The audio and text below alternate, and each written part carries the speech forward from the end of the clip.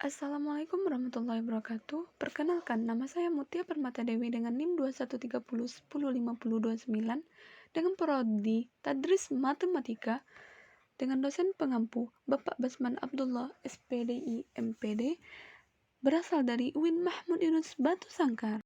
Nah, kita akan membahas tentang sejarah matematika Yunani. Bagaimana sih sejarah matematika di Yunani ini? Matematika mendapatkan momentum baru dalam peradaban Yunani yang sangat memperhatikan aspek estetik dari matematika. Matematika Yunani dikembangkan sejak tahun 600 sampai 300 sebelum Masehi di pesisir timur Laut Tengah. Kata matematika sendiri diturunkan dari kata Yunani kuno, mathema, yang artinya pelajaran tentang instruksi. Sumber-sumber matematika Yunani.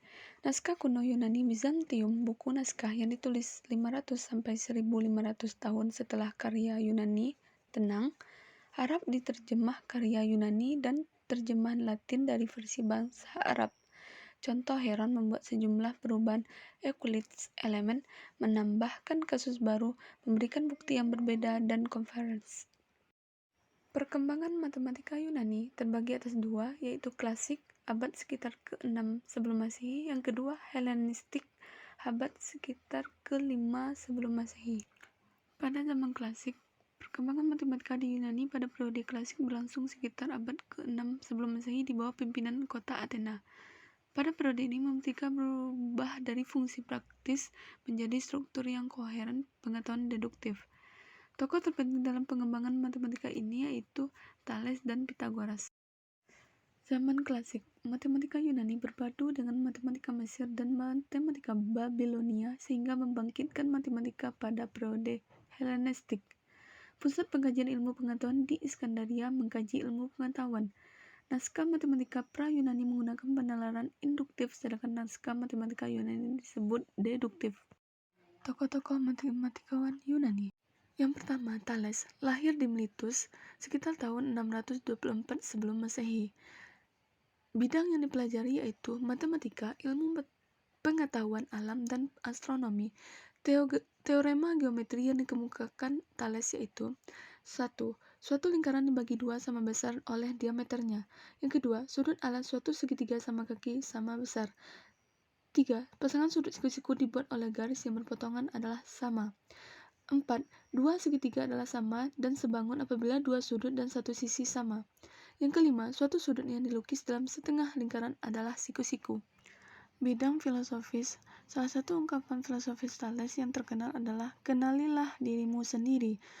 Jika bidang astronomi, Thales dikagumi karena sudah dapat memprediksi gerakan elips matahari pada peredarannya dalam 1 tahun. Yang kedua yaitu Pythagoras. Ia lahir sekitar tahun 572 sebelum Masehi di Samos. Ia mendirikan sebuah sekolah di Crotona. Moto Pythagoras yang terkenal adalah semua adalah bilangan atau bilangan menguasai seluruh alam. Pythagoras dan pengikutnya membangun bilangan figuratif, yaitu bilangan triangular, bilangan kuadrat, bilangan pentagon, bilangan persegi panjang, bilangan heksagon. Bilangan temuan Pythagoras yang pertama bilangan bersahabat. Bilangan yang pertama sama dengan jumlah pembagi murni bilangan kedua, dan bilangan kedua sama dengan pembagi murni bilangan pertama. Yang kedua bilangan sempurna apabila jumlah pembagi murni suatu bilangan sama dengan bilangan itu sendiri. Yang ketiga yaitu Euclid sekitar tahun 300 sebelum Masehi. Ia disebut dengan bapak geometri. Namanya memiliki bahasa Yunani yang berarti terkenal mulia.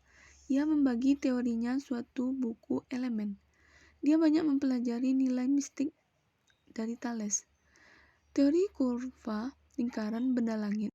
Yang keempat yaitu Archimedes. Ia berasal dari Syracuse.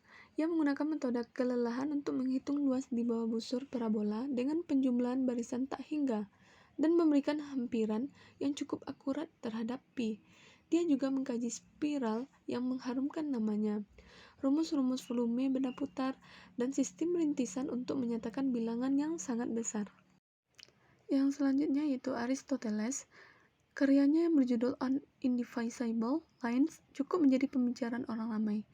Isi dari risalah ini mengenai tak dapat dibagi. Aristoteles juga menulis biografi tentang Pythagoras, namun karyanya ini hilang. Diskusi-diskusi dan ceramah-ceramah yang dilakukan mengenai adanya infinito tak terhingga dalam aritmatika dan geometri mempengaruhi penulis berikutnya terhadap dasar matematika. Selanjutnya, sistem bilangan Yunani. Sistem bilangan Yunani ini terbagi atas dua, yaitu Atik, sistem akroponik, dan yang kedua alfabetik, sistem numerasi Ionia. Yang pertama, sistem bilangan Atik. Sistem numerasi Atik muncul sekitar tahun 600 sebelum Masehi. Untuk lambang bilangannya, misalnya bilangan 1 sampai 4 itu disimbolkan dengan tongkat. Untuk lambang 5 yaitu disebut dengan pente tanpa simbolnya di layar. Yang 10 deka, yang 100 hekaton, yang 1000 klioi, yang 10.000 murioi. Selanjutnya untuk menghitung 50, 500, 500.000, 50.000 juga terdapat di layar lambangnya, dan untuk aturannya yaitu lebih sedikit primitif dan bentuk lambang sangat sederhana. Untuk yang kedua, sistem bilangan alfabetik. Pada tahun 500 sebelum Masehi, sistem bilangan Atik diganti dengan sistem alfabetik. Terdapat 27 huruf dalam sistem alfabet Yunani klasik, akan tetapi terdapat 3 huruf yang hilang dari penulisan. Itulah penjelasan dari sejarah matematika Yunani. Semoga apa yang dijelaskan tadi dapat dipahami ya.